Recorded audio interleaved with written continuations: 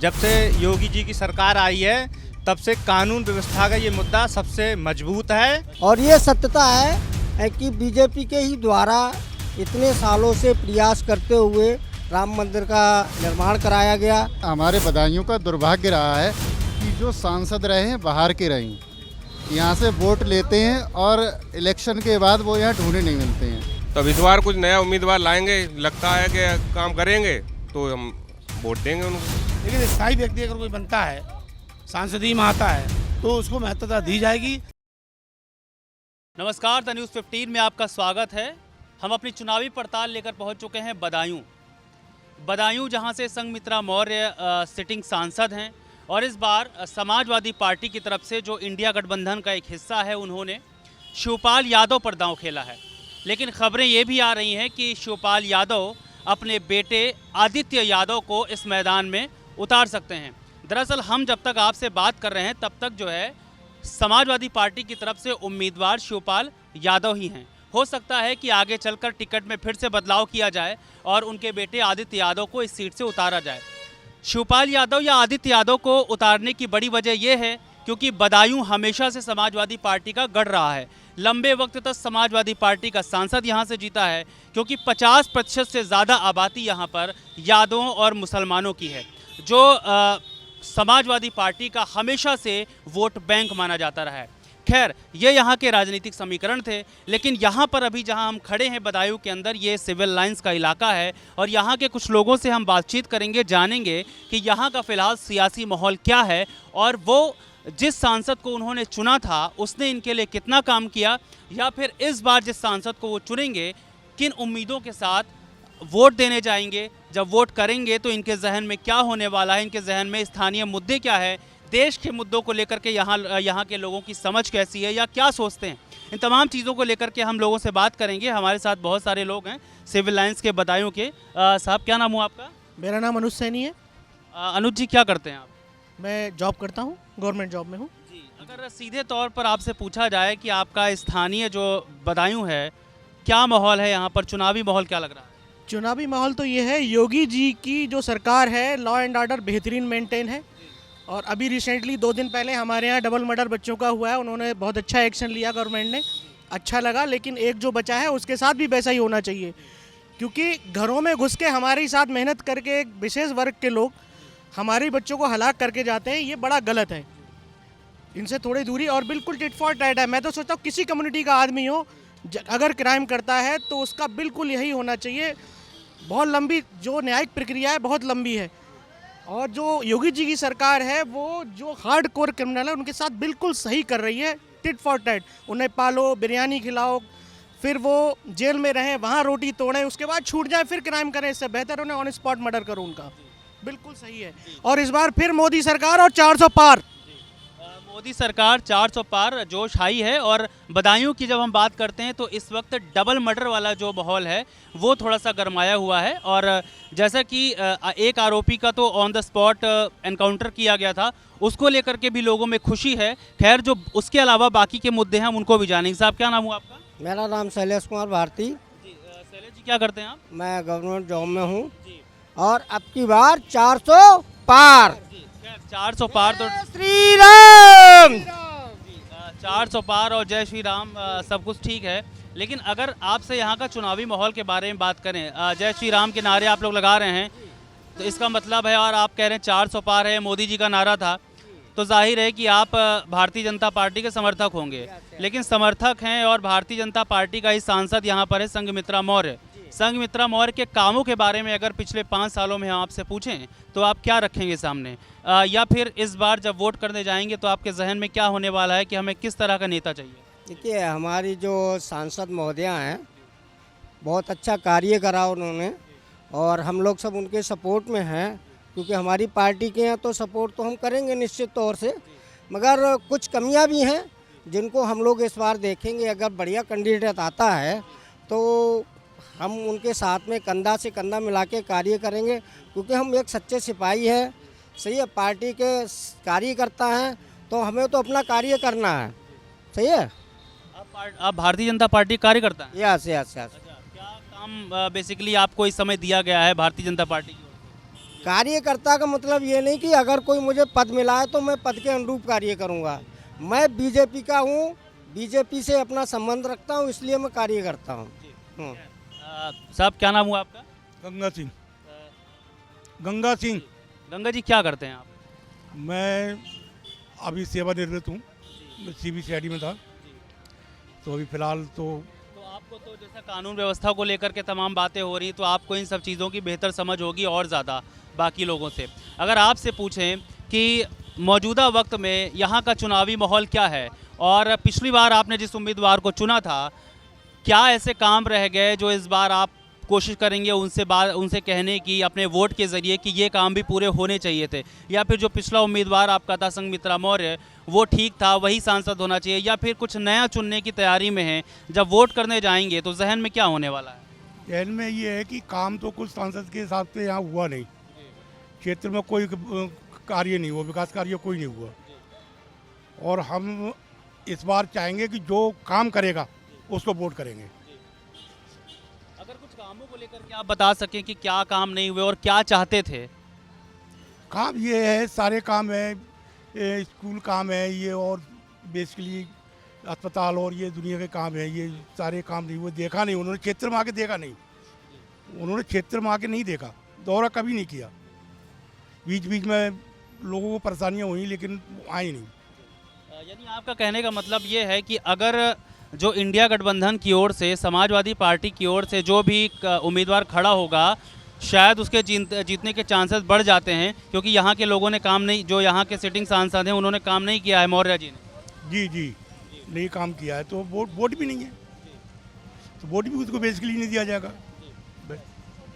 जी तो हमारे साथ और भी कुछ लोग, जी आप लोग इधर आ जाइए, पीछे की तरफ आ जाइए ताकि सड़क ना जाम हो।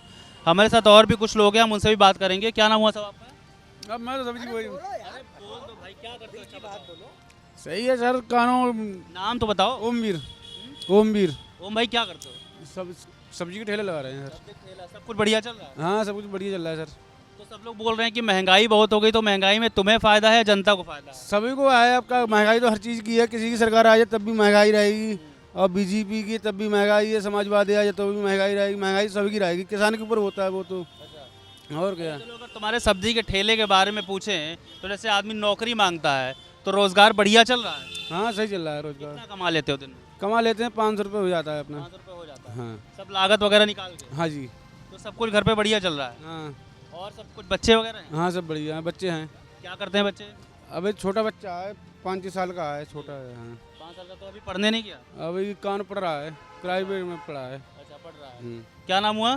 मेरा नाम है अमित शर्मा। अमित शर्मा। क्या करते हो भाई? पढ़ता हूँ मैं। पढ़ते हो अमित? अमित कोई कितने साल के हो? मैं 22 साल का हूँ। 22 साल का, मतलब वोट करते हो? जी। तो पिछली बार जब वोट डाला था तो जहन में क्या था? जब इस बार वोट डालने जाओगे तो दिमाग में क्या मुद्दे होने वाले हैं? मुद्दे तो सर यही होने वाले हैं कि मतलब अच्छा काम किया है सरकार ने, तो उसके हिसाब से ही मतलब वोट करना है, और क्या है मतलब। तो क्या पढ़ाई कर रहे हो अभी? मैं बीए कर रहा हूँ अभी तो। बीए कर रहे हो? बीए में सब्जेक्ट क्या है तुम्हारे? बीए में हिस्ट्री है और हिंदी है और इंग्लिश है मेरे पास। अच्छा, सबसे बढ़िया क्या लगता है पढ़ने में? सबसे बढ़िया तो हिंदी लगता है मुझे। अच्छा, कुछ सोचा है आगे फ्यूचर के बारे में, भविष्य में कि क्या करना है, क्या बनना है आप लोगों को? फ्यूचर के बारे में तो मतलब अभी नहीं सोचा है, क्योंकि अभी पढ़ाई चल रही है। अच्छा। हाँ, आगे को जब मतलब कंप्लीट होगा ग्रेजुएशन या पढ़ाई तो देखेंगे ना। तो एकदम इतना तय है तुम्हारी कि नौकरी लग जानी है? जो कि अभी कुछ दिनों पहले देखा कि यूपीपी का पेपर लीक हो गया तो कितने सारे बच्चे सड़क पर थे, याद है? जी जी जी जी। तो उसको देखकर क्या लगता है कि आगे चल के जो पढ़ाई कर रहे हो नौकरी मिल जाएगी, सब ठीक रहेगा? लीक हुआ था पेपर, वो तो मतलब ये हुआ था, नकल वगैरह हो गई थी इसलिए, लेकिन फिर भी पेपर होगा आगे, तो ऐसा नहीं है। और नकल वगैरह इसमें नहीं होती सरकार की तरफ से, मतलब तो जो मतलब सही पेपर करता है उसको ही मतलब मिलता है आगे को। तो यही है सरकार का मतलब, जो सही करेगा पेपर को, और इसमें चीटिंग वगैरह नहीं है, तो यही है। अगर मेहनत करेंगे, मेहनत पे अपने अगर वो रखेंगे उम्मीद, तो सब कुछ सही हो जाएगा। खैर, हम और भी कुछ लोगों से बात कर लें, फिर आप लोगों पर दोबारा आते हैं। क्या नाम हुआ साहब आपका? धीरेन्द्र उपाध्याय। धीरेन्द्र उपाध्याय। धीरेन्द्र भाई क्या करते हैं आप? LIC में जॉब करता हूँ, आगे अपना खुद का बिजनेस करते हैं। LIC में जॉब करते हैं, तो इस बार थोड़ा सा नीचे आ जाइए, बहुत ऊपर खड़े हैं आप तो सरकार हो गए। नहीं नहीं नहीं, ऐसा कुछ नहीं। ऊपर तो सरकारें खड़ी। नीचे का आदमी नीचे ही रहता है। अच्छा सब ठीक है फिर। तो इस बार जब वोट करने जाएंगे क्या होने वाला है जहन में? जब पिछली बार चुना था अपने उम्मीदवार को, संघमित्रा मौर्य यहाँ से सांसद चुन के आई, तब क्या सोच के वोट डाला था कि ये मुद्दे हमारे होने चाहिए थे, पूरे होने चाहिए थे? क्या पूरा नहीं हुआ? और अगर सब कुछ पूरा हुआ तो ठीक है, वरना अगर नहीं पूरा हुआ तो इस बार जब वोट करने जाएंगे तो जहन में क्या मुद्दा होने वाला है? सोच तो यही थी कि अपना विकास तो इंसान खुद करता ही है, कुछ नहीं कुछ तो अपने शहर का विकास होना चाहिए। अब शहर का विकास कुछ भी हुआ नहीं। आना तो छोड़ो, बदायूं में एक बार जो दिखाई नहीं दी। इससे पहले धर्मेंद्र यादव थे, उन्होंने कम से कम कुछ काम ऐसे करे बदायूं के, जैसे मेडिकल कॉलेज हुआ, ओवर ब्रिज हुआ, कुछ ऐसे काम करे जो स्तर पे दिखाई देता है, वरना इनके थ्रू तो कोई काम दिखाई नहीं दिया है। हमारे दर्जा विकास मंत्री रहे विधायक जी, दर्जा विकास मंत्री रहते हुए कुछ ना कुछ शहर के लिए कुछ कर सकते थे, जबकि कुछ नहीं करा इन्होंने।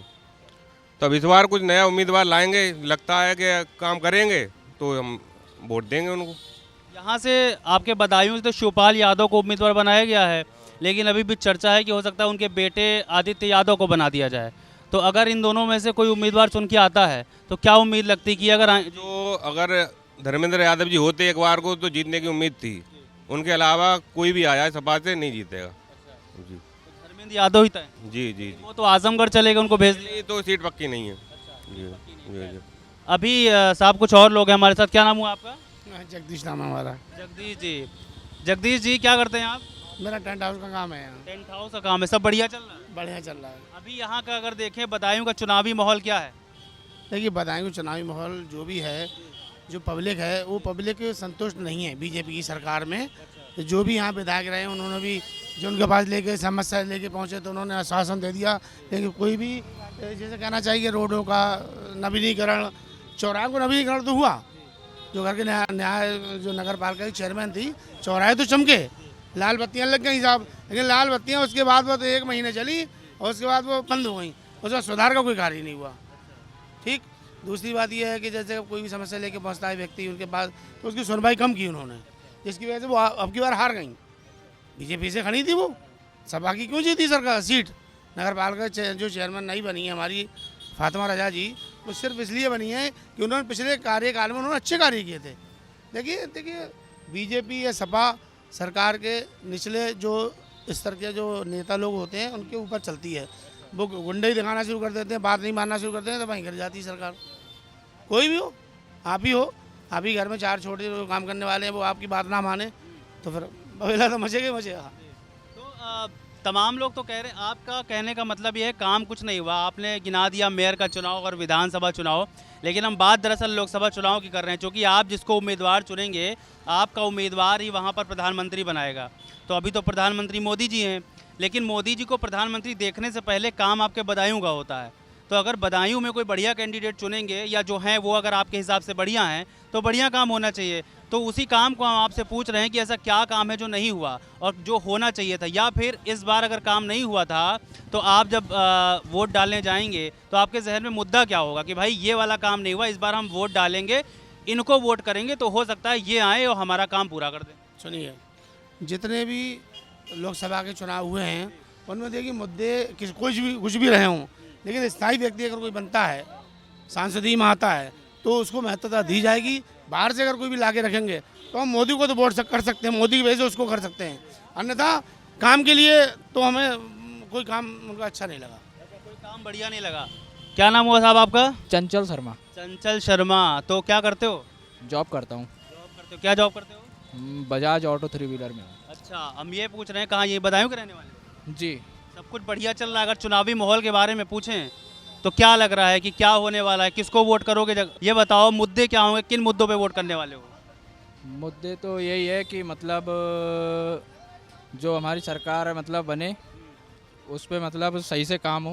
अच्छा। और मतलब फ़िलहाल तो मैं मोदी जी को ही सपोर्ट करता हूँ हमेशा के लिए। मोदी जी को तो वहाँ सपोर्ट करोगे जाके? भाई तुम्हारे बदायूं में संघमित्रा मौर्य सांसद हैं और यहाँ तमाम लोग से बात करें तो कोई कह रहा है उन्होंने काम किया है, कोई कह रहा है कि काम ही नहीं किया। जब धर्मेंद्र यादव थे तब अच्छा काम होता था। तो इस बार जब चुनने जाओगे तो किसको चुनोगे? बदलाव चाहते हो या वही रखना चाहते हो? नहीं, बदलाव तो चाहते हैं। तो फिर मोदी जी कैसे प्रधानमंत्री बनेंगे? नहीं, मतलब दूसरा कैंडिडेट आएगा वो काम कराएगा, उन्होंने नहीं कराया तो दूसरा और कोई कराएगा। क्या सांसद चेंज होगा। चलो बढ़िया। तो यहाँ पर सब लोगों की अपनी अलग अलग राय है। अब खैर जो एक मुद्दा है, कुछ चीज़ें होती जैसे भारतीय जनता पार्टी की ओर से अभी इन लोगों ने योगी आदित्यनाथ की बात छेड़ी थी। तब योगी आदित्यनाथ की बात जब बात करेंगे तब कुछ दिनों पहले उनका एक बयान आया कि इस बार लोकसभा चुनाव में जो हमारा सबसे बड़ा शस्त्र होने वाला है वो दरअसल राम मंदिर होने वाला है।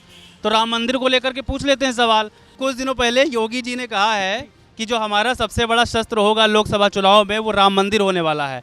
तो राम मंदिर होगा या नहीं होगा उसके बारे में जानेंगे। आपका नाम क्या हुआ? विकास गुप्ता। विकास भाई क्या करते हो? कुछ नहीं, बिजनेस करते हैं। बिजनेस कर जी। सब कैसा चल रहा है? सब बढ़िया चल रहा है? बढ़िया चल रहा है, सरकार योगी जी की है, कुछ अच्छा ही चल रहा है। तो योगी जी कह रहे हैं कि जो इस बार लोकसभा चुनाव में मुद्दा होगा वो सबसे बड़ा हमारा शस्त्र जो होगा वो राम मंदिर होगा। क्या लगता है? राम मंदिर तो है ही, और अब ये मथुरा की भी बारी है, और यहाँ पे लोकसभा के लिए प्रत्याशी राम सेवक सिंह पटेल होना चाहिए। जी। तो लोकसभा का प्रत्याशी क्या बताया? राम सेवक पटेल। राम सेवक जी पटेल। अच्छा, लेकिन इस समय जो है संघमित्रा मौर्य हैं, वो भी तो भाजपा की, खुश नहीं हो गया? नहीं, विकास नहीं हुआ है उस तरीके से जो होना चाहिए। काम तो ठीक किए हैं वैसे योगी जी की सरकार में, ये है। तो वो तो सांसद ऊपर से हुई ना, केंद्र की हुई, वो योगी जी कैसे क्रेडिट ले गए उसका? नहीं, केंद्र की हुई है तो बीजेपी में ही होना चाहिए। आजकल मेडिकल कॉलेज बनवाया जो भी है, इस तरीके से विकास होना चाहिए। कहने का मतलब और काम गिना दो संघमित्रा मौर्य के। और तो मुझे नॉलेज में है नहीं, कहने का मतलब ये कैसे कह सकते हो बढ़िया काम? फ्लाई ओवर है और भी चीज़ें हैं, कहने का मतलब तो उस तरीके से विकास हुआ नहीं है। क्या नाम हुआ था आपका? नंदराम सिंह। इधर आ जाइए, थोड़ा सा रोड से इधर आ जाइए। नंदराम जी, नंदराम जी क्या करते हैं आप? रिटायरमेंट हूँ। किस विभाग से? पुलिस विभाग से। बिजली विभाग से? पुलिस विभाग से। अरे वाह, पुलिस विभाग से। अगर पुलिस विभाग से रिटायर्ड हैं आप, तो आपसे तो सवाल यही बनता है, जो बदायूं में अभी कुछ दिनों पहले डबल मर्डर हुआ है, आपने सुना ही होगा, और तुरंत उसको लेकर के वो जो आरोपी था उसका तुरंत एनकाउंटर किया गया है, साजिद का। लेकिन उसके बाद कुछ सवाल पैदा हुए आपसे, थोड़ा सा, आप पुलिस से रिटायर्ड हैं इसलिए आपसे सवाल कर रहे हैं। कुछ सवाल पैदा हुए कि जब साजिद का एनकाउंटर कर दिया गया तो दरअसल जो हत्या का कारण था अब वो पता कैसे चलेगा? अब ये तो उनके परिवार से भी पता चलेगा, ठीक है। क्यों मैन जो माँ हैं, दादी है, आपके घर में कोई व्यक्ति आया है तो उससे कैसे आया, क्यों घुसा, ठीक है। बगैर साजिश को मतलब कुछ हो नहीं सकता। तो कुछ ना कुछ वो उनका राज है, और पुलिस का काम है। तो एक अभियुक्त रह गया है तो उससे वो पूरा डिटेल निकाल लेंगे, मतलब क्या है सच्चाई, वो ये है। तो आपके हिसाब से एनकाउंटर करना ठीक था? अब ठीक है, क्या बताया है। आप पुलिस में रहे हैं तो थोड़ा तो नहीं, ये प्रशासन का काम है, उनकी ड्यूटी है, उन्होंने किस तरीके से क्या क्या किया है। भाई वो भी तो अपना इस समय मौजूदा प्रशासन का अधिकारी हैं, तो उनको पावर है कि किस हिसाब से अपना करना है। तो सवाल ये है साहब कि एक जब ऐसी कोई घटना हो जाती है तब प्रशासन पे सवाल खड़े होते हैं कि कैसे ऐसी घटना घट जाती है जबकि सरकार दावा करती है कि हमने बड़ी सख्ती बरत रखी है और लोग डरने लगे हैं। तो ये कहीं ना कहीं डर की कमी ही है कि कोई किसी के भी घर में जा कर के ऐसे कारनामे कर रहा है। देखिए साहब, प्रशासन जो है, हमारा शासन जो है उत्तर प्रदेश सरकार, अब वो कागजों में तो उनकी घोषणा सत्य है, मतलब रोड पे कुछ सत्य नहीं है, तो उसको क्या कहा जाए। अब जो सत्ता में है वो अपना कुछ भी बोल सकता है, कुछ भी कह सकता है। क्या नाम हुआ साहब आपका? अतुल प्रताप सिंह। अतुल जी क्या करते हैं आप? टीचर। अरे वाह, शिक्षक है हमारे साथ, तो वाकई कुछ बढ़िया बात होगी। तो बातचीत सबसे पहले यहीं से कि जब लोगों से बात करो, विकास के मुद्दे पर बात करो, तो अलग अलग अपनी राय रखते हैं। जब मुद्दों की बात आती है कि लोकल मुद्दे क्या हैं, तो उसमें शिक्षा भी एक बड़ा अहम हिस्सा है। तो अगर उसी तरह से आपसे शिक्षा के बारे में पूछें या और सड़कों के बारे में पूछें या स्वास्थ्य के बारे में पूछें, तो बदायूं में आपके क्या विकास हुआ या फिर क्या होना चाहिए, इस बार जब आप वोट करने जाएंगे तो फिर आपके जहन में क्या होने वाला है, कैसा कैंडिडेट आप चाहते हैं? लोकल कैंडिडेट चाहिए जिससे कि विकास हो सके। हमारे यहाँ, हमारे बदायूं का दुर्भाग्य रहा है कि जो सांसद रहे हैं बाहर के रहे हैं, यहाँ से वोट लेते हैं और इलेक्शन के बाद वो यहाँ ढूंढे नहीं मिलते हैं। उसमें अगर सही से देखा जाए, सही मानने से, तो धर्मेंद्र यादव ने थोड़ा सा विकास कराया, जिससे बदायूं में थोड़ी चमक आई। मेडिकल कॉलेज मिला, ओवर ब्रिज मिला। उसके बाद जितने भी आज तक सांसद हुए हैं वो सब बाहरी हुए हैं। उन्होंने बदायूं में वोट तो लिया, अपना विकास किया, बदायूं का कोई विकास नहीं किया। विशेष तौर से आप ये रोड देख सकते हैं। अभी आप मंडी समिति के पास कितने सालों से रास्ता ख़राब थी, अब सही हुई है। उसके बाद आपका जो है ये रोड तो पूरा ख़राब ही है, इस पे काम चल रहा है और बहुत दिनों से ख़राब था। तो मेरा मानना यही है कि जो सांसद या नेता जो भी चुने जाएं वो लोकल के चुने जाएं, जिससे कि जनता संपर्क में भी रहे और यहाँ की धरातल की स्थिति उनको पता भी रहे और वो देखे बाहर, तभी तो सही करा पाएंगे। जो आदमी यहाँ का है ही नहीं, वोट लेके चला गया लखनऊ के बाद उन्होंने बदायूं की धरती को देखा ही नहीं, तो यहाँ की कमियाँ और अच्छाइयाँ क्या देख पाएंगे। अच्छा, बात यह है कि जब वोट डाले जाते हैं तो हम लोग तो, आप लोग तो कैंडिडेट की बात कर लेते हैं, लेकिन वोट कहते हैं कि सीधा एक चेहरे पर पड़ रहा है जो केंद्र में बैठा हुआ है। जैसे मान लिया कि मोदी जी के चेहरे पर वोट पड़ रहा है, अगर उनके चेहरे पर वोट पड़ रहा है तो आप यहाँ पर अपने कैंडिडेट का चुनाव कैसे कर सकते हैं? फिर तो आपको वोट एक ही पार्टी में देना पड़ेगा। आपकी बात सही है, हम मानते हैं कि एक चेहरे पे वोट दिया जाता है, पर थोड़ा ये भी देखना है कि हमें लोकल में हमें विकास चाहिए। अगर हम लोकल बंदा नहीं है तो यहाँ पे कार्य नहीं कर पा रहा है, ठीक है। तो मेरा तो मानना यही है कि जो है लोकल आदमी को आप जिताएं, नेता बनाएं, कम से आपसे मिले जुले, आपके अच्छाई बुराई और जो भी है आपकी यहाँ की जो विकास में कमियाँ हैं वो दूर करेगा। बहुत शुक्रिया। क्या नाम हुआ सब आपका? पंकज गुप्ता। पंकज जी, क्या करते हैं आप? किसान है। किसान हैं। हमारे साथ किसान भी हैं, हर तरह के लोग यहाँ पर हमें मिल रहे हैं। और किसान है तो आपसे सीधा पर सवाल भी किसानों का ही होगा कि हम महंगाई की बात करते हैं और फिर दूसरी तरफ देखते हैं कि हमारे जो किसान हैं वो बॉर्डर पर कभी दिल्ली के बॉर्डर पर बैठ करके धरना प्रदर्शन करते हैं, आंदोलन करते हैं और दावा करते हैं कि 750 किसानों की शहादत हो गई। उसके बाद दूसरी तरफ दिखाई पड़ता है कि पंजाब में सिंघू बॉर्डर पर वो लंबा धरना प्रदर्शन करते हैं, पुलिस वालों के साथ झड़प होती है, उसमें कई किसान मार दिए जाते हैं फिर से। ऐसी तमाम खबरें आती हैं। जी जी, वो आप अपनी बात रखिए। जी, वो किसान नहीं है, किसान को टाइम ही नहीं है, खेत पर काम करने से फुर्सत नहीं है, ठीक है ना। वो कर रहा है, क्या कर रहा है, एक वही थोड़ी नहीं, पंजाब में ऑल इंडिया बहुत बड़ा है, कहीं का कोई किसान धरना प्रदर्शन करता है।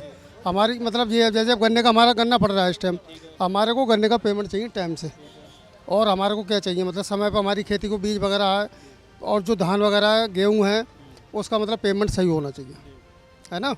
और हमारा धरना प्रदर्शन करने का काम हमारा नहीं है, ना वो किसान हैं जो कर रहे हैं, वो तो सब बाहर के लोग हैं।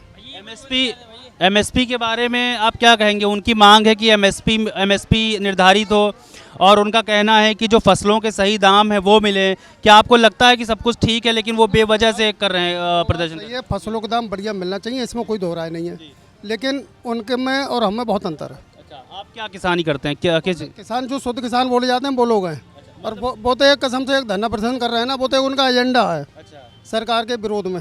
अच्छा, कौन सी सरकार? ये जो अभी भाजपा सरकार के विरोध? भाजपा के, मतलब एक बात समझो, जब वो वहाँ पर धरना प्रदर्शन दे रहे हैं उससे कितना नुकसान है। गाड़ियाँ रोड पर चलती हैं, रोड बंद करते हैं, बच्चों को परेशानी होती है, एम्बुलेंसों को परेशानी होती है, हर एक बंदा परेशान होता है वहाँ पर, डेली आना जाना सब रोड पूरा ही बंद कर देते हैं, तो वो किसान नहीं है। हम उसको नहीं मानते। जी, वो किसान नहीं है। साहब, क्या नाम हुआ आपका? सर अमित कुमार गुप्ता। अमित कुमार गुप्ता। गुप्ता जी, क्या करते हैं आप?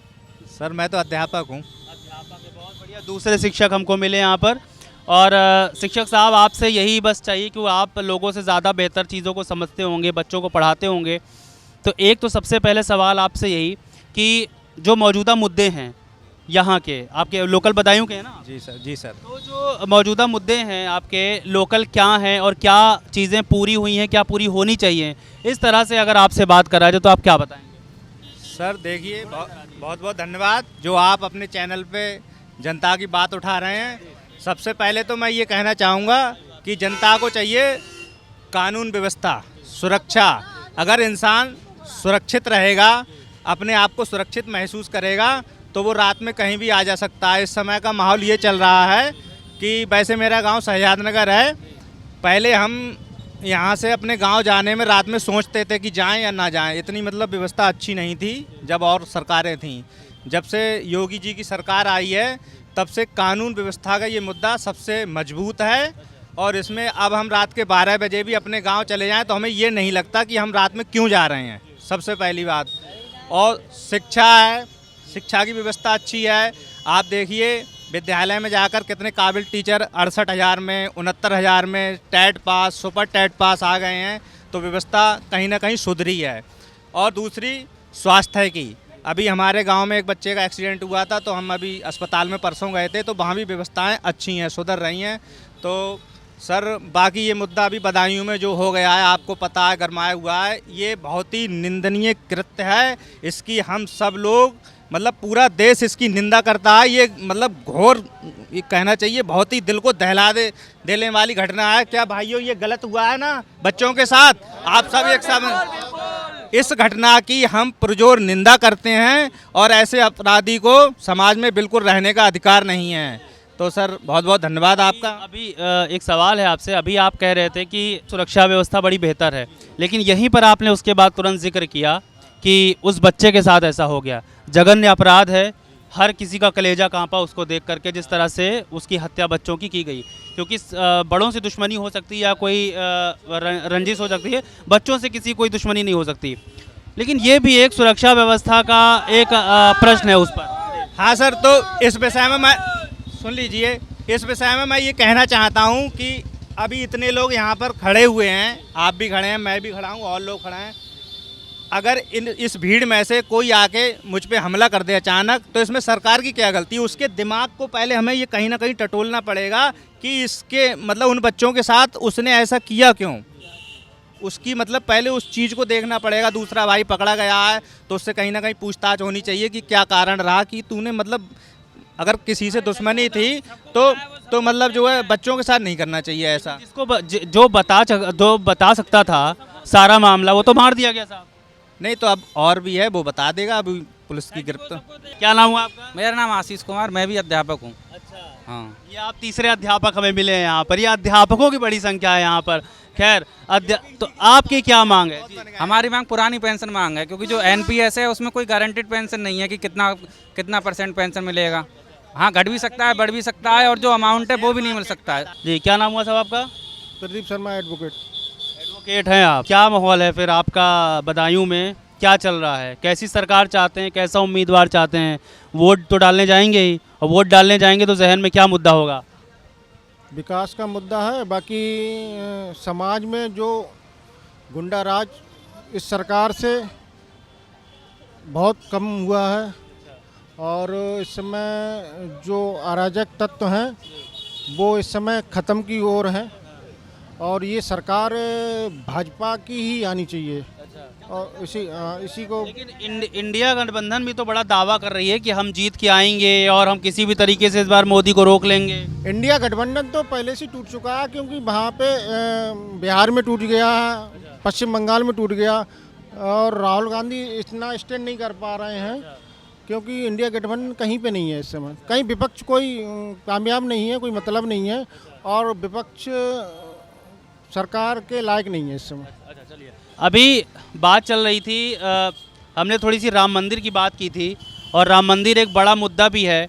दरअसल एक भारतीय जनता पार्टी कहती है कि जिस राम को ये लोग लाने में 500 बरस लगा दिया, वो नहीं आ पाए, और हम सरकार में आए तो हम ले आए, तो उसका हमेशा वो श्रेय लेती है। और भगवान रामलला की प्राण प्रतिष्ठा हुई तब भी जो है विपक्षी दलों ने मना किया कि ये इनका पॉलिटिकल कार्यक्रम है। आपको क्या लगता है कि ये वाकई पॉलिटिकल कार्यक्रम है? क्योंकि चुनाव से ठीक पहले किया गया था। यह सब कुछ ठीक है, मतलब राम में सबकी आस्था है तो इसलिए बनना तो चाहिए ही था। जो विपक्षी दल बोल रहे हैं वो दरअसल निराधार है पूरी तरह से। नहीं, देखिए, धार्मिक आस्था तो सभी की है ही है, कहीं ऐसा नहीं है। हर व्यक्ति अपनी, चाहे वो किसी धर्म को मानता हो, मगर धर्म में आस्था सबकी रहती है। और ये सत्यता है कि बीजेपी के ही द्वारा इतने सालों से प्रयास करते हुए राम मंदिर का निर्माण कराया गया। ये पूरे हमारे उत्तर प्रदेश के, पूरे भारत के सभी लोगों की अंदर से यही दुआ है कि हम श्री राम के भक्त हैं, हम उनको अपनी आस्था में रखते हैं। और जो ये कार्य हुआ है, अभी तो अयोध्या में हुआ है, थोड़े दिन आपको ये आगरा भी मिलेगा, आपको काशी भी मिलेगा जहाँ ज्ञान वापी मस्जिद। आगरा में क्या मिलेगा? आगरा में वो सॉरी मथुरा मथुरा, हाँ। मथुरा में वहाँ भी हम लोगों का प्रयास यही है कि हम हमें लगा आप आगरा में ताजमहल की बात कर रहे हैं। नहीं, ताजमहल भी अपना होगा, ताजमहल भी अपना होगा, क्योंकि वो भी हमारे अभी तो हमारा ही है भाई, अभी तो भारत का ही तो है। और कहाँ का है? भारत का है, मगर उस पर कुछ लोग अपना शाहजहां का रूप दिखा रहे हैं कि शाहजहां ने ये करा, मुमताज मरीजे हुआ, सही है। तो वो चीज़ अलग है, क्योंकि वो हमारे पूर्वज थे, उनके द्वारा ही वो बनवाया गया है, और वो भी जल्दी हमारे समाज में, हमारे हिंदू समाज में आ जाएगा, सही है। ऐसी मेरी अपनी ये पर्सनल राय है ना? Yes yes yes. ये ठीक है जी। क्या नाम हुआ साहब आपका? प्रेम शंकर। प्रेम जी, बदायूं में चुनावी माहौल क्या है? और हम तो मोदी के पक्के वक्त है, मोदी को वोट देंगे। क्या हो गया, मोदी ने ऐसा क्या कर दिया? अरे हमारे देश में 76% हमारे देश के प्रधानमंत्री की पहचान विदेश में है, उससे बढ़िया और आदमी कौन मिलेगा हमें? 76% बाहर जनता, बाहर की जनता जा रही है 76%, तो भारत की तो 100% में 100% जाना चाहिए। तो आखिरी बार आप विदेश कब गए थे? हम थोड़ी गए, जो भाषण सुनते टीवी वो उस हिसाब से बता रहे हैं। देश में अच्छा हो रहा, आपके देश में क्या अच्छा होना चाहिए ये पूछ रहे हैं? हमारे देश में सबसे ज्यादा गुंडाई कम है। गरीब आदमी पिटता था, वो पिटना बंद है। हाँ, ना के बराबर है अभी ना के बराबर है। तो अभी जो आपके बदायूं में कुछ विकास कार्यों की बात करें, अगर हम सड़क, पानी, लाइट, शिक्षा, स्वास्थ्य, इन सब चीज़ों को लेकर के अगर आप कुछ बताना चाहें कि सब बढ़िया है ना? लाइट भी सही है, पानी भी सही आ रहा है, ऐसी बात नहीं है। और महंगाई के हिसाब से थोड़ी सी परेशानी तो आदमी के सामने आती है बस। हाँ, महंगाई बड़ी बात है। महंगाई पे बात करेंगे महंगाई क्या लगता है, थोड़ी की ज़्यादा? नहीं है, सरकारी आदमी 1.25 लाख की तनख्वाह, कोई महंगाई नहीं है। गरीब की महंगाई है, गरीब की महंगाई है बस। आपको पता है कि देश में कितने % लोग सरकारी नौकरी करते हैं? जो हम पढ़े भाई ना है, हमें ना पता। वाह, मतलब तो अगर ज़्यादा लोग नहीं करते हैं सरकारी नौकरी, कम लोग करते हैं, ज़्यादा लोग जो है प्राइवेट सेक्टर में हैं, और उनसे भी ज़्यादा लोग हैं किसान, उनसे भी ज़्यादा लोग हैं जो छोटी मोटी नौकरी करते हैं। तो उनकी 1.25 लाख नहीं होगी साहब तनख्वाह, है ना? 50 से लेके 30 से 35 से 1.25 लाख तक है, ज़्यादा भी है। क्या नाम हुआ आपका? धर्मेंद्र कुमार। धर्मेंद्र जी, क्या माहौल है यहाँ का, बदायूं का? बहुत बढ़िया माहौल है, शांतिपूर्वक माहौल है, और यथावत भी शांति ही रहेगी यहाँ। तो इस बार जब वोट देने जाएंगे तो जहन में क्या होने वाला है, क्या मुद्दे होंगे वोट? विकास, नौकरी वगैरह ये नहीं है यहाँ, बेरोजगारी बहुत है, इंडस्ट्रियल एरिया नहीं है, कोई भी डॉक्यूमेंट, मतलब कोई भी काम कागजों पे तो है, ज़मीन पे नहीं है। रोडों का बहुत बढ़िया सौंदर्यीकरण है बदायूं के अंदर। कितना बीजेपी सरकार में BL वर्मा जैसे मंत्री होते हुए, और यहाँ सांसद, हमारे यहाँ सांसद संघमित्रा मौर्य हैं, और ये सदर विधायक महेशचंद्र गुप्ता जी हैं, काम तो बहुत अच्छे करे हैं, पर सड़कों के विषय में कोई ध्यान नहीं किया उन्होंने। ना कोई सड़कों का भी है, रोजगार का भी है, वैसे कोई महंगाई तो है ही है सरकार में, कोई बात नहीं। तो महंगाई में सरकार बोलती है कि भाई महंगाई नहीं बढ़ी है, अगर महंगाई बढ़ी तो आमदनी भी बढ़ी है। हाँ, आमदनी बढ़ी तो है, चला रहे हैं, ई-रिक्शा चला रहे हैं, 400 रुपये, 300 रुपये, 350 रुपये मिलते हैं डेली।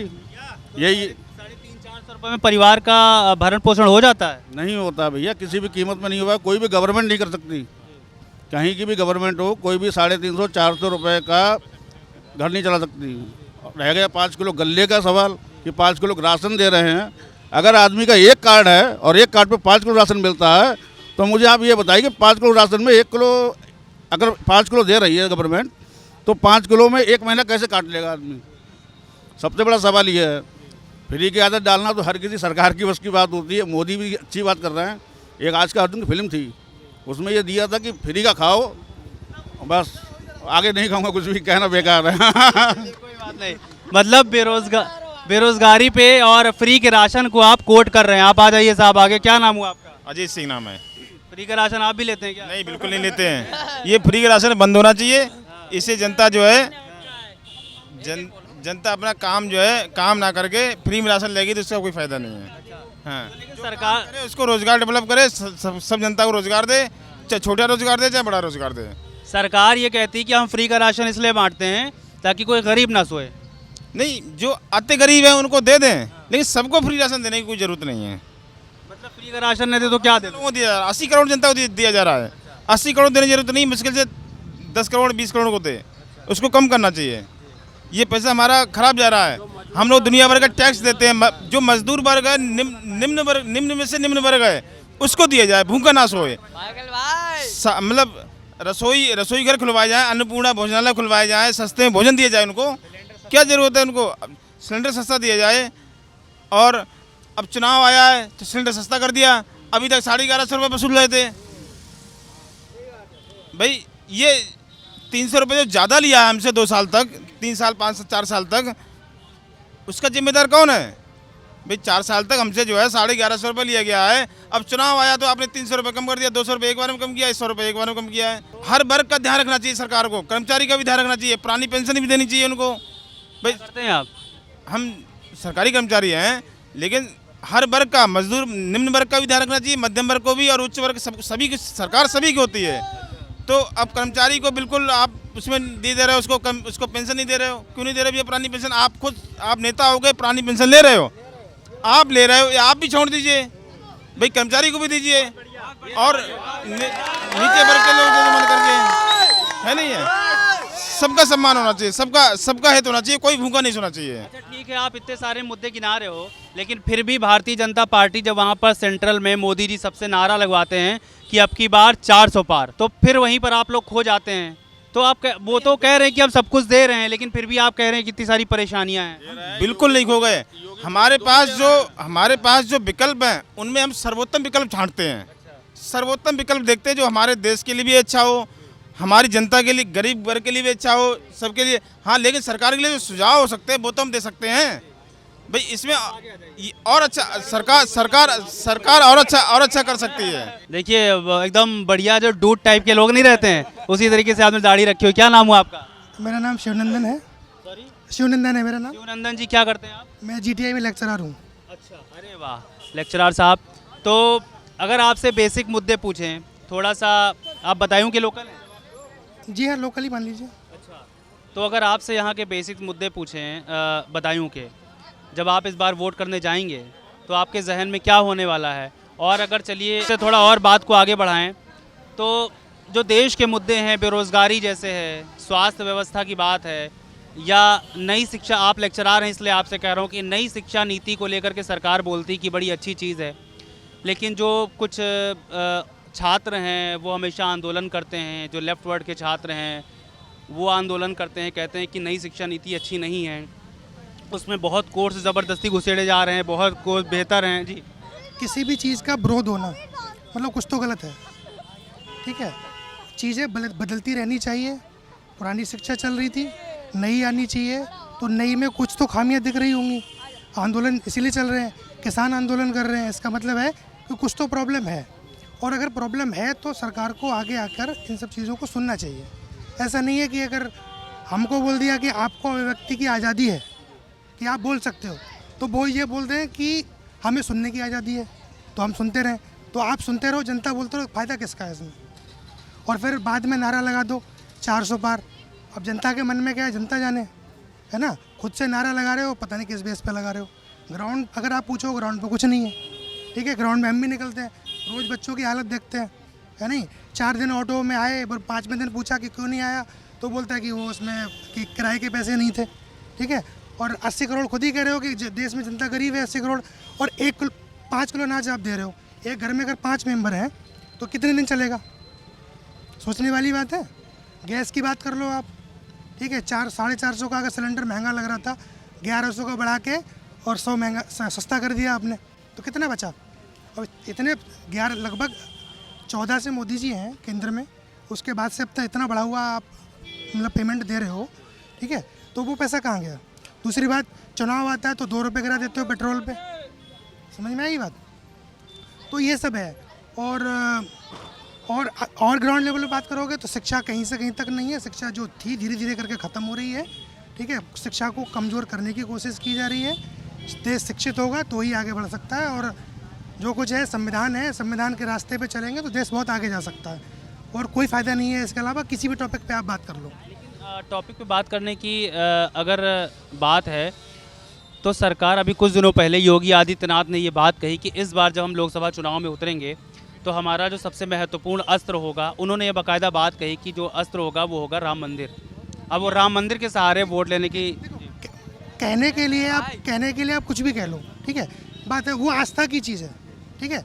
घर परिवार शिक्षा नौकरी ये सब व्यवस्था की चीज़ है, ठीक है, ऐसा नहीं है कि मंदिर बन गया बहुत बुरा काम हो गया, नहीं, अच्छा चीज़ है, बहुत समय से लटका पड़ा एक मुद्दा सॉल्व हो गया, ठीक है, वो अलग मुद्दा था। आस्था आपने बना दी, लोगों की व्यवस्था बना दो, कोई आंदोलन नहीं करेगा, है ना। व्यवस्था में क्या क्या आता है आप बताओ, आपके बच्चे हैं, अच्छा एजुकेशन मिल जाए, ठीक है ना, और थोड़ा पढ़ लिख जाए तो उसको नौकरी मिल जाए, यही तो सब है, और क्या है। यहाँ पर हमने कुछ लोगों से किसानों को लेकर के बात की, तो यहाँ पर लोगों का कहना है कि जो लोग धरना प्रदर्शन करते हैं वो दरअसल किसान नहीं होते हैं। जो सिंगू बॉर्डर पर बैठे हुए थे वो किसान नहीं, क्योंकि किसान के पास तो वक्त ही नहीं है प्रदर्शन करने का, जाने का। इनका कहना है कि वो कुछ और ही लोग हैं, सरकार को बदनाम करने की साजिश। दरअसल ये बता, मेरे हिसाब से सब फालतू बातें हैं। अब मान लो कोई बहुत पढ़ा लिखा आदमी है, बहुत ज़्यादा डिग्री है उसके पास, और उसके पास कोई वो नहीं है, मतलब कहने का मतलब है रोज़गार का ज़्यादा साधन नहीं है, तो वो हमारे 4-5 हज़ार रुपये कमा रहा है। कोई ऐसा कम एजुकेशन वाला कोई ज़्यादा कमा रहा है, उसका कोई रीज़न नहीं है। कुछ किसान ऐसे हैं जिनके पास 200 बीघा 250 बीघा ज़मीन होती है, कुछ किसान ऐसे भी हैं जो 7-8 बीघा वाले भी हैं, ठीक है। तो लेवल किसका कहाँ मैच कर रहा है वो तो आप सब जानते ही हो।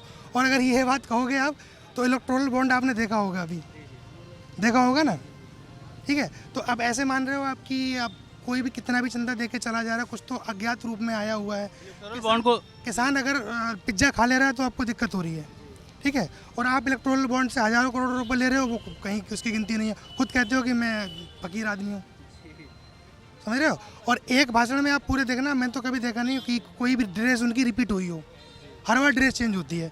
तो आप खुद कहते फकीर आदमी मान लोगे आप। क्या नाम हुआ सर आपका? मेरा नाम ताराचंद शर्मा है और मैं यहाँ किराए पर रहता हूँ और दिल्ली का रहने वाला हूँ। मैंने देखा है कि ये पूरा बदायूं इतना सड़ा हुआ है, और नरेंद्र मोदी के द्वारा जो सफाई का स्वच्छ अभियान है उसके लिए पैसा भी आ रहा होगा, झाड़ू तक नहीं लगती यहाँ। कितनी नालियाँ गंदी पड़ी हैं, कितना ढेर पड़ा है। कोई डस्टबिन जो है वो छोटे छोटे रखे हैं, जो 1-1 किलो के 2-2 किलो के। तो ये सफाई की वजह से जो है ये शहर कितना जो है पिछड़ा हुआ है। बाहर से कोई आदमी आएगा वो क्या लेके जाएगा। तो सफाई का काम जो है इतना पूरे ऑल ओवर इंडिया हो रहा है, घर घर में टॉयलेट बना दिए, और इस तरह से जो है यहाँ सफाई की नाम पे जो है बिल्कुल जीरो है। नगर पालिका नगर परिषद क्या करती है यहाँ, हमारी समझ में नहीं आती। आप देखिए जो एक वो नगर पालिका नगर परिषद की जो वो थी, उनके सामने कूड़े का ढेर लगा हुआ है।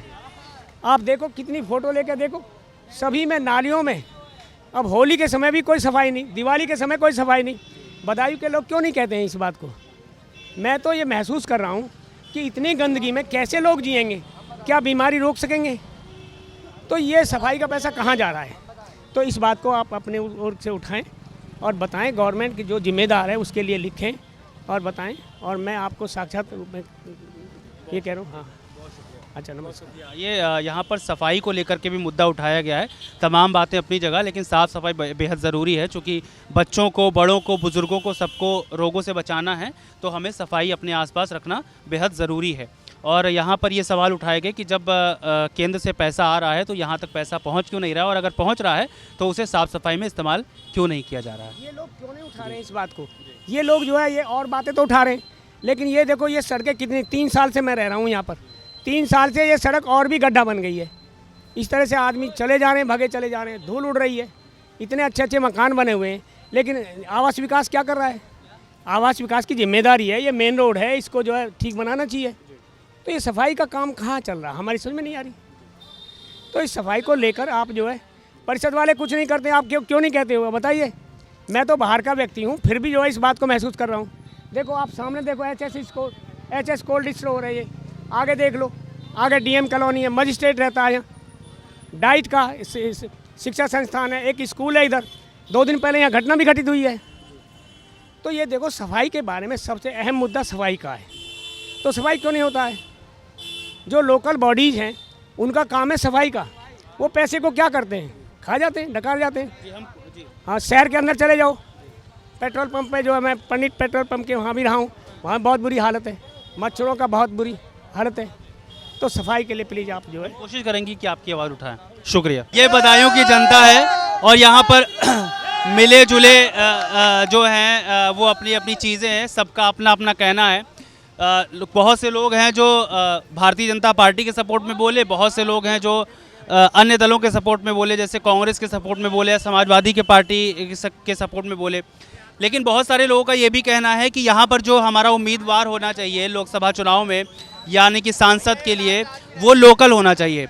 अब लोकल उम्मीदवार कौन होता है, यहाँ पर आपको जैसा कि पता है कि भारतीय जनता पार्टी की जो सिटिंग सांसद है संघमित्रा मौर्य हैं, और दूसरी तरफ जो समाजवादी पार्टी की तरफ से उम्मीदवार बनाया गया है वो शिवपाल यादव को बनाया गया। लेकिन शिवपाल यादव अभी भी तय नहीं है, हो सकता है कि उनके बेटे आदित्य यादव को यहाँ से उम्मीदवार बनाया जाए। लेकिन अभी जब तक हम आपके सामने बोल रहे हैं तब तक शिवपाल यादव ही इंडिया गठबंधन का उम्मीदवार है। मगर मौके से देखा जाएगा आगे ये चल के कि आने वाले वक्त में क्या हो सकता है, क्योंकि जो भी होगा मूल तौर पर यह हम उम्मीद कर सकते हैं कि बदायूं की जो उम्मीदें हैं, इनके जनता की उम्मीदें हैं, वो पूरी होंगी और यहाँ का विकास होना चाहिए, ये सबसे अहम मुद्दा है। फिलहाल बदायूं में सिविल लाइन से रविशंकर के साथ गौरव।